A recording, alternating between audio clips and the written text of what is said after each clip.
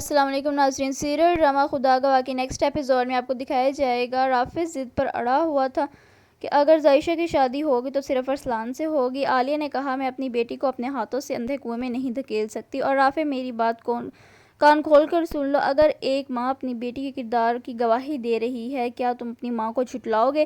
غیروں کی باتوں پر یقین کرو گے؟ رافع کچھ پل کے لیے خاموش ہو گیا۔ عالیہ نے کہا لو رافع، خاموش کیوں کھڑے ہو؟ آج تمہیں فیصلہ کرنا ہوگا، تمہیں اپنی بہن کا ساتھ دینا ہے یا اس مکار شیری اور ارسلان کا؟ رافع کے پاس کہنے کے لیے کچھ بھی باقی نہیں بچا تھا، اتنے میں کمرے سے زوردار آواز آئی تو سب دوڑے۔ عریشہ زمین پر گری پڑی تھی۔ رافع نے اسے فوراً اٹھایا اور بے ہوش عریشہ کو ہوش میں لانے کی کوشش کی، لیکن اس کو ہوش نہیں آ رہا تھا۔ فوراً ایمبولینس بلائی گئی اور عریشہ کو ہسپتال لے جایا گیا، لیکن اتنے غموں اور مصیبتوں کے بیچ ایک ایسی خوشخبری ملی جس نے پورے گھر والوں کے سارے غم بھلا دیے۔ عریشہ ماں بننے والی تھی۔ رافع کی خوشی کا تو ٹھکانہ ہی نہیں رہا، وہ بھول گیا کہ وہ ظائشہ سے ناراض ہے۔ اس نے فوراً اپنی بہن کو گلے لگا لیا۔ ظائشہ کی آنکھوں میں آنسو آ گئے، وہ سمجھی کہ شاید بھائی نے اسے معاف کر دیا ہے، لیکن یہ خوشی صرف کچھ ہی لمحوں کی تھی۔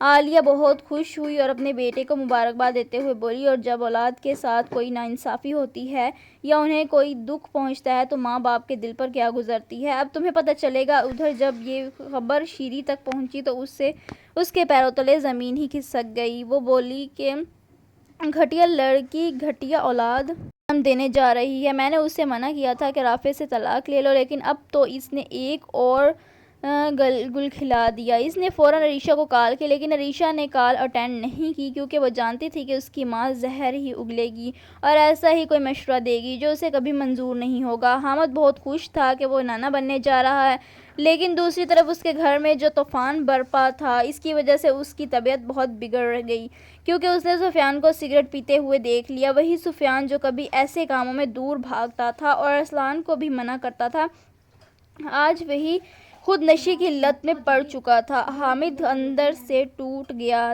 اس نے اپنے ہی ہاتھوں اپنے بیٹے کی زندگی برباد کر ڈالی۔ حامد نے سفیان کو بہت سمجھایا کہ ظائشہ بے گناہ ہے، یہ سب ارسلان کا کیا دھرا ہے، تم اپنی زندگی برباد کیوں کر رہے ہو؟ میں اچھی طرح جانتا ہوں کہ تم ظائشہ سے محبت کرتے ہو، لیکن ارسلان کی مکاری، فریب اور جھوٹ نے سفیان کو پوری طرح اپنے شکنجے میں جکڑ لیا تھا۔ ادھر ظائشہ نے ارسلان سے کہا، ایک طرف تم فضا سے شادی کرنے کے لیے مرے جا رہے ہو، دوسری طرف میری زندگی داؤ پر لگا چکے ہو، آخر تم چاہتے کیا ہو؟ اگر زبردستی تمہاری شادی مجھ سے کر دی گئی تو پھر تم فضا کو کیسے حاصل کرو گے؟ دو ناؤں پر سوار انسان کبھی کامیاب نہیں ہوتا۔ ابھی بھی وقت ہے، سفیان بھائی کو سچ بتا دو، اس طرح دو زندگیاں برباد ہونے سے بچ جائیں گی۔ ارسلان آخر تم چاہتے کیا ہو؟ ارسلان غصے میں بولا۔ اپنی سلاح اپنے پاس رکھ اور عریشہ کو نظر انداز کر کے وہاں سے چلا گیا۔ دوسری طرف حامد کمرے میں اکیلا بیٹھا سوچ رہا تھا کہ ظائشہ کے ساتھ بہت زیادتی ہو گئی ہے، اب ہماری خیر نہیں، ایک یتیم کی بد دعا عرش تک ہلا دیتی ہے، مجھے لگتا ہے کہ ہمارے برے دن شروع ہونے والے ہیں۔ تبھی حامد کی طبیعت بگڑ گئی اور وہ بے ہوش ہو گیا۔ پورے گھر میں کہرام مچ گیا، کیونکہ حامد کی زندگی خطرے میں تھی۔ ڈاکٹر نے بھی جواب دے دیا تھا۔ اب سفیان پچھتانے لگا۔ انسان کی قسمت اس کا ساتھ چھوڑ دے تو پھر یہی سب ہوتا ہے۔ ظائشہ اپنی بے گناہی ثابت کرنے میں ناکام رہتی ہے۔ اب وہ صرف اپنے بھائی کی نظروں سے ہی نہیں بلکہ سفیان کی نظروں میں بھی پہلے سے زیادہ گنہگار بن چکی ہوتی ہے۔ عالیہ اپنے بیٹے سے کہتی ہے، بیٹا، حامد بھائی چاہتے ہیں کہ سفیان اور ظائشہ کا نکاح ہو جائے، اس وقت یہی بہتر ہے کہ تم ہاں کر دو، کیونکہ رافع کے دل میں جو زہر کا بیج شیری نے بویا تھا وہ اب ایک بڑا درخت بن چکا ہے۔ ظائشہ اپنی ماں سے کہتی ہے، امی میں سب کچھ برداشت کر سکتی ہوں، لیکن اپنے بھائی کی نفرت نہیں۔ جب ایک بھائی اپنی ہی بہن کو بدچلن کہہ دے تو وہ بہن جیتے جی مر جاتی ہے۔ ادھر رافع عالیہ سے دو ٹوک کہہ دیتا ہے کہ امی آپ جتنی جلدی ہو سکے ظائشہ کو اس گھر سے رخصت کر دیجیے، میں اب اسے اور برداشت نہیں کر سکتا۔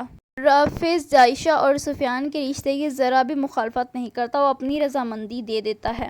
مما سے کہتا ہے کہ یا تو یہ ظائشہ اس گھر میں رہے گی یا میں رہوں گا، کیونکہ میں جب اس کو دیکھتا ہوں تو مجھے سب کچھ یاد آ جاتا ہے، میں یہاں پہ نہیں رہنا چاہتا، اگر یہ رہے گی تو میں یہاں سے چلا جاؤں گا۔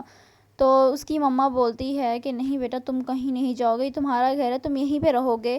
اس کی مما اس کو بہت زیادہ روکنے کی کوشش کرتی ہے، لیکن وہ اپنی بات پہ اڑا ہوتا ہے اور ارسلان کو بہت زیادہ سمجھاتی ہے کہ ہم لوگ کہیں نہیں جائیں گے، ہم لوگ یہیں پہ رہیں گے چاچی جان کے ساتھ، لیکن رافع میں نہیں مانتا، وہ اپنا الگ فلیٹ لے لیتا ہے۔